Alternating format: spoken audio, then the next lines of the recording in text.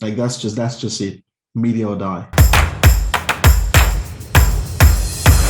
I told you about the F1 as a case study of um, how becoming a media company can help you sell. I actually found a research that provides a lot more data than what I had. We were going to So a little point here, the fastest growing sports on social media is F1, 2 years in a row, double the subscriber count in 1 year. And this is the article. Remember I told you that it's owned by a media company, Formula One. And that's been the area where they developed or they tried to grow the company since the onset of their ownership. You're going to read this in your own time. But I want to show you something. The previous owner, Bernie, did not believe in media. I'd rather get to the 70-year-old guy who's got plenty of cash. So there's no point trying to reach these kids because they won't buy any products here. And if marketers are aiming at this audience, then maybe they should advertise with Disney. So he was so off the mark, you know. And just why this is so important is because whenever you approach a business or a company and you tell the company, hey, we're going to build your brand on Facebook, and the guy or on TikTok, for example, as a case, no, TikTok is for young people, it's for 12 years old. But not forgetting that a company that the Lip, is it Lip, right? The cosmetic company, which is your adult target audience, got their best media campaign on TikTok by creating an evolutionary sound. I'll give you a real life example. This meeting right now, well, we're having this meeting because I was able to cancel another meeting. The other meeting was supposed to be with a coach. This coach was going to charge me $7,000 for a coaching program, right? Do you know where I found this coach? TikTok. And please, she's booked. Like I was literally about to become I was going to take the last spot in one of her programs. And when I spoke with her, I was trying to understand also where do her customers come from. And she told me at the moment, the majority come from TikTok. So she's making that kind of money from TikTok. Adults on TikTok. People who can pay this are on TikTok. I think this then goes back to the narrative of you better become a media company or you die, because that's the way people are going to start attaching to your brand. So I want to show you quickly here. So since Liberty took over, digital has been a major focus. Look at what they've done here since they took over. Went into F1 esports, F1 fantasy, F1 TV, Beyond the Grid podcasts, Drive to Survive on Netflix. Drive to Survive alone was responsible for an increase in their ticket sales. You know, all of this is media. And they're trying to get an audience who, yes, they may be a little bit young right now, but they're paying, right? Like they're still paying customers. And all of these create brand new sources of income. For example, before the podcast, where could they sell podcast advertisement? They would have to pay for podcast advertisement. But with their own podcast, there's that possibility for them to sell slots for ads, you know. Anyway, that's one example. And I want to show you here, for example, the social media count going up, unique viewers also going up since they took over and invested in social. Something else I want to show you, this is the stock price under the new management. There's a net positive or a net rise, you know, in stock price since they took over. I want to show you a little something in this video. The video has a couple of points. You have to watch this video. Honestly, forget the article, watch the video. I'm not going to play the whole thing now, but when you have time, please do. Like you're going to see the importance, media or die. Like that's just it, media or die. Just imagine if F1 was still in the hands of the previous owner who refused to be on social media, on digital media in general. You know, Yeah. was trying to sell to that 70-year-old or whatever. I mean, I How told long you, could this survive in this environment? I've never been interested in F1 until I started seeing my peers sharing the F1 content on WhatsApp. I'm just gonna pick A few spots. Official esports competitions, a fantasy game, a sports betting deal, and a machine learning collaboration with Amazon, but one after another. Let's unpack how Liberty Media reinvented the Formula One brand.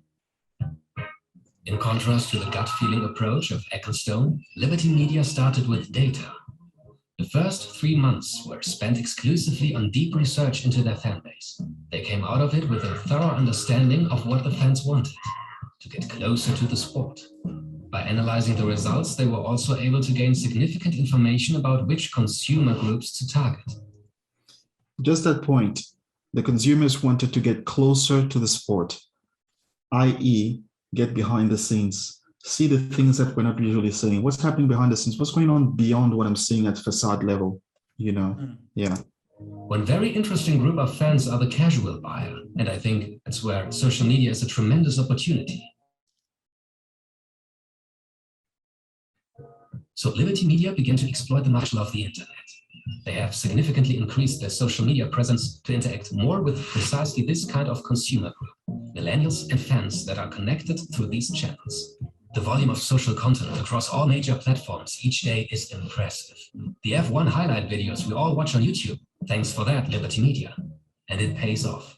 For the 3rd year in a row, F1 is the fastest growing major sport on social media. Check out their YouTube channel. They more than doubled their subscribers in 2020 from below 2 million to more than 4.5. More significantly, more than half of these new fans were under the age of 35. These are fans that have the potential to support the sport for many decades to come. The base for that success is a lot of great content like videos and images. The base of the success is a lot of great content that can be turned into engaging social media posts. And in that regard, Formula One is in a prime position.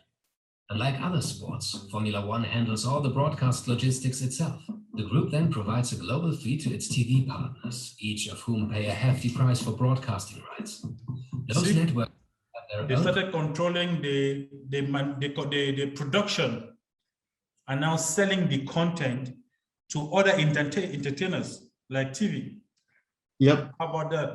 Now you're not waiting for TV to come to your house anymore. Exactly. You're creating the content and then you're selling it to them. And on-screen graphics for rebroadcast. This is something that many people didn't think could possibly happen. Global broadcast revenues for 2018 amounted to more than $600 million. Taking care of the broadcast in-house also means that Formula One Group owns all the copyright and has full control over the content and its look and feel. For decades, Formula One has led the world of broadcasting with pioneering technologies such as onboard cameras, live graphics, helicopter cameras, and ultra-high definition. At every race, they deploy 90 cameras, 147 microphones, and 50 miles of cable, capturing over 430 hours of live TV per season. As a result, the F1 Broadcast Center, the biggest and most complex transportable facility of its kind, is at the heart of the Formula One business. F1 Media. Yep. Media. Almost 500 million unique viewers around the world in 2019. When Liberty Media came in, they started rethinking all camera positions to reflect the speed of the sport. They also changed the positioning of the microphones on the cars to make sure the TV viewers experience the unique sound of the engines. That rethinking of how to capture the sport on camera also set the groundwork for new ways of leveraging the content. In 2018, F1 signed a deal with Netflix to hand over complete editorial control to produce a 10-part docu-series. Netflix turned that exclusive access into fascinating content that, in turn, brought in new audiences and even boosted F1 ticket sales.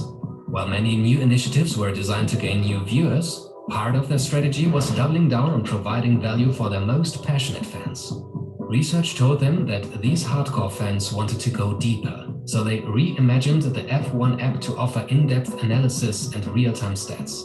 And just like the start of their strategy, the keyword is again data. F1 has formed a partnership with Amazon Web Services to add more strategic elements to its on-screen graphics. During a Grand Prix, every car contains 120 sensors, which generate over 1 million telemetry data points per second, transmitted from the cars to the pits. This real-time data is combined with over 69 years of historical race data to inform fans and teams about the trackside decision-making. That sounds very fancy and technical, so here's an example. With the insight fastest driver, Amazon and F1 aim to compare the drivers from different eras and create ranks for each track. A machine learning algorithm takes the times from every qualifying session in a driver's career. It removes any outlying laps, such as those affected by weather, and it compares them to the driver's teammates to eliminate the performance of the car. They are then mapped against other drivers through a network of teammate relationships, giving a rank based on pure speed and a gap to the fastest driver in seconds. That mass of digital activities that Liberty Media has inaugurated will not just help reach followers. It will amass the oil of the 21st century, data. To transform F1 from a motorsport company to an entertainment brand. The chairman talks of To an entertainment. race a spectacle like the Super Bowl or a heavyweight boxing match in Las Vegas. A multi-day celebration that takes over the host city and appeals to casual fans as well as committed supporters. He wants to simplify the cars, make racing more competitive, and turn all drivers into superstars, not just household names like Vettel and Hamilton. Which brings us to a more fundamental issue: competitive balance. Hamilton has won 4 world championships in a row. It is extremely rare that a driver outside of Mercedes, Ferrari, or Red Bull gets on the podium. That's why Liberty Media introduced new sporting, technical, and financial regulations from 2021 onwards, including a budget cap of $145 million per team and season. Those regulations are designed to bring about more exciting racing, greater competitive balance, and improved financial sustainability in the sport. It remains to be seen if a budget cap will be successful in creating more exciting races. But Formula One will definitely be prepared to capture those and turn them into compelling digital content. They are not shying away from making major changes to modernize the sport. The days that Formula One is not interested in Twitter, Facebook, and YouTube are over. Yep. Yeah, that's the key. So that's one case study I want us to do. The other case study is here on the Harvard Business Review. And the title here is very clear. I'm not going to go into details, but Harvard, a media company. Like, we don't even realize, like, we're going to go into details later, but there's a lot of different case studies we can create, you know, around the benefit of converting a business, not converting, of becoming a media company, in addition to whatever you are. Yeah, Harvard that's the term I wanted to add. Like, we're not changing who you are as a business, but we are adding a media component to it.